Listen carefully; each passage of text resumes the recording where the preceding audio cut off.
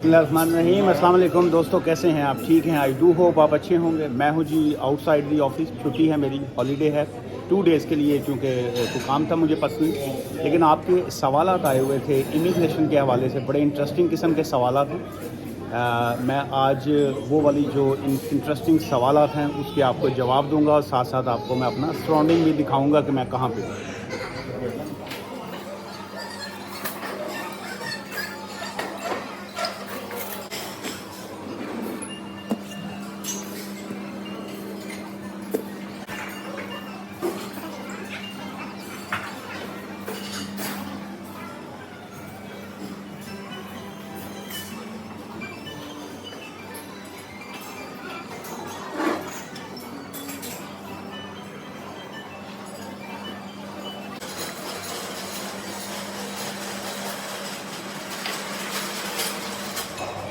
जी, इतनी ज़्यादा वैरायटी है नाश्ते में, लेकिन हम लोग जो देसी थे उत्तो पंजाबी, असी अपना ही जरा ना वो सामान बना ली थे। ये मैंने जो इनका चीज़ी पराठा था उसमें से चीज़ निकाल के, और ये साथ में आलू जो है ना, आलू पराठा सुबह के टाइम बना लिया जी। अभी आपके इमिग्रेशन के सवालों के जवाब भी देता हूँ। ये है जी इमिग्रेशन से बेनियाज, कोई टेंशन नहीं जी। ये था जी आपका पहला सवाल है आपका कि जी कि अगर कोई बेनिफिट पर हो तो स्पाउस प्रोसेस का क्या कैसे होगा और क्या है, या लो इनकम पे हो। देखिए उसमें यह है कि अगर आप बेनिफिट्स पे हैं, यूनिवर्सल क्रेडिट है या लो इनकम है, तो देन जो है वो स्पाउस वीज़ा, उसमें आपको स्टिल जो है वो 18,600 वो आपको शो करना होगा। सिर्फ़ और सिर्फ एग्जाम्पशन वहाँ पे है जहाँ पे आप का जो बेनिफिट वो वाले हैं जिसमें आप डिसेबिलिटी लिविंग अलाउंस ले रहे हैं, पर्सनल इंडिपेंडेंस पेमेंट पे हैं, केयर अलाउंस पे हैं, या वो अलाउंसेस आप ले रहे हैं जो कि डिसेबिलिटी के ज़िम्मे में आते हैं, और आपके पास DWP का एविडेंस उस पर होना चाहिए। लेकिन अगर आप जस्ट यूनिवर्सल क्रेडिट पे हैं या आप लो इनकम पे हैं, तो आप जो है वो स्पाउस प्रोसेस जो है वो नहीं कर सकते। अच्छा जी, ये सेकंड एक और आपका बड़ा इंटरेस्टिंग सवाल है जी कि उसमें लिखा आपने कि EU citizen can bring their wife from a non EU country. अच्छा, पहले तो मैं आपको बताता जाऊँ कि ये जो नॉन EU कंट्रीज़ हैं वो कौन से होते हैं। नॉन EU कंट्रीज़ वो हैं जैसे इंडिया है, पाकिस्तान है, वो कंट्रीज़ जो EU कंट्रीज़ नहीं है वो नॉन EU कंट्री है। लेकिन अब आप जहन में रखिए कि चूँकि अब ब्रेग्ज़िट हो चुका हुआ है, तो इसलिए आफ्टर ब्रेग्ज़िट जो है तकरीबन आप ये कहेंगे कि तमाम कंट्रीज़ के लिए जो है स्पाउस का लॉ जो है वो सेम है। चाहे आप यूरोप से जो है स्पाउस वीज़ा अप्लाई करें, या आप इंडिया से करें, पाकिस्तान से करें, दुनिया में किसी भी जगह से करेंगे, आपको जो है लॉ जो है वो अब UK इमिग्रेशन लॉज को फॉलो करना होगा। अच्छा जी, मैं साथ साथ आपको होटल की सराउंडिंग भी दिखा दूँ जहाँ पे मैं इस वक्त बैठा हूँ, और साथ साथ आपके सवालों के जवाब भी दूँगा। अभी 4-5 और बड़े इंटरेस्टिंग सवाल भी हैं, लेकिन होटल का सराउंडिंग देखिए आप।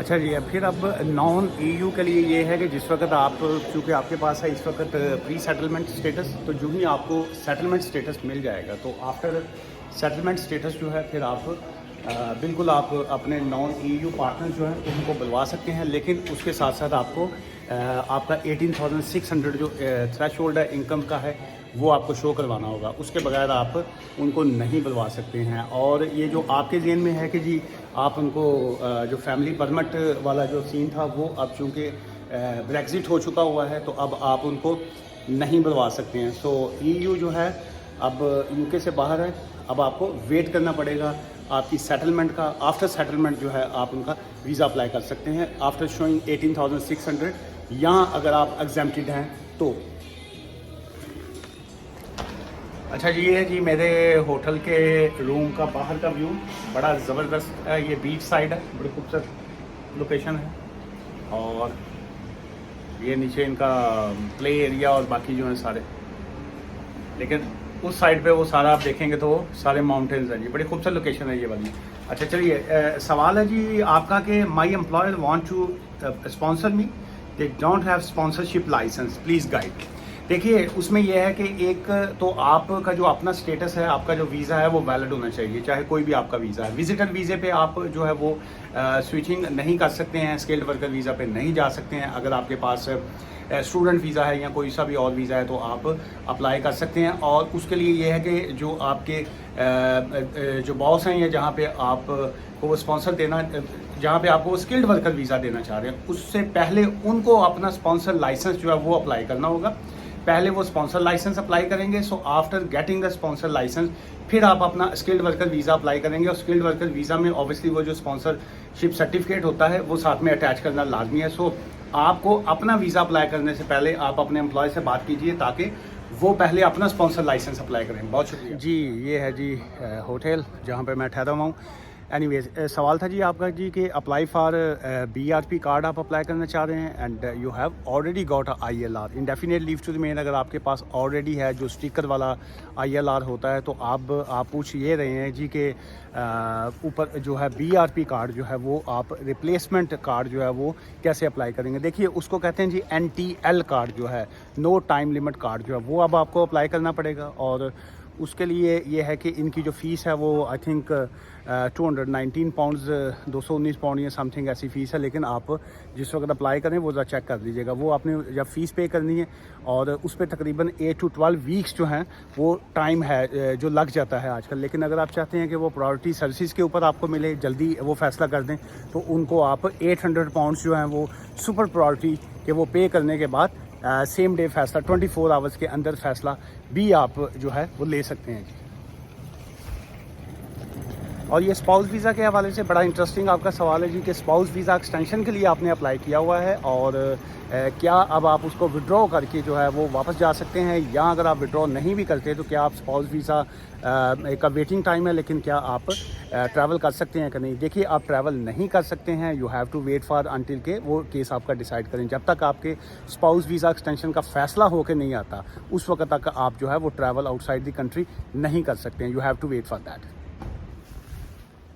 अच्छा जी, आखिरी सवाल इसी से रिलेटेड ही है, लेकिन पूछा है किसी ने कि जी के ILR है मेरे पास, इंडेफिनिट लीव टू रिमेन है, तो क्या मैं आउटसाइड कंट्री जा सकता हूँ। जी बिल्कुल, आपके पास क्योंकि ILR है तो चाहे आप सिटीजनशिप की एप्लीकेशन फ़ाइल करने के बाद वेट कर रहे हैं जो भी है, लेकिन चूँकि आपके पास ILR है सो उसके ऊपर आपको कोई रिस्ट्रिक्शन नहीं है। अब आप बिल्कुल जो है वो travel outside the country ILR चूँकि आपके पास है तो आप कर सकते हैं। चलिए मुझे अब इस जो क्वेश्चन आंसर सेशन था उससे मुझे इजाज़त दीजिए। फ्राइडे को जो है मैं ऑफिस में मौजूद होऊंगा और फ्राइडे वाले दिन जो है मैं आपकी लाइव कॉल्स जो हैं वो भी लूँगा 5 o'clock UK टाइम। आज की इस वीडियो से मुझे इजाज़त दीजिएगा, दुआ में याद रखिएगा। और ये जो नया ट्रेंड मैंने आपके साथ सेट किया है, इमिग्रेशन सवाल जवाब और साथ साथ मेरा ट्रैवल व्लॉग जो है, इस पे कमेंट्स लाजमी कीजिएगा आपको कैसा लगा और क्या मुझे आइंदा ऑफिस में बैठ के ही सवालों के जवाब देने चाहिए या इस तरह की वीडियोस भी आपके साथ शेयर करनी चाहिए। टेक केयर, खुदा हाफिज़, बाय फॉर नाउ।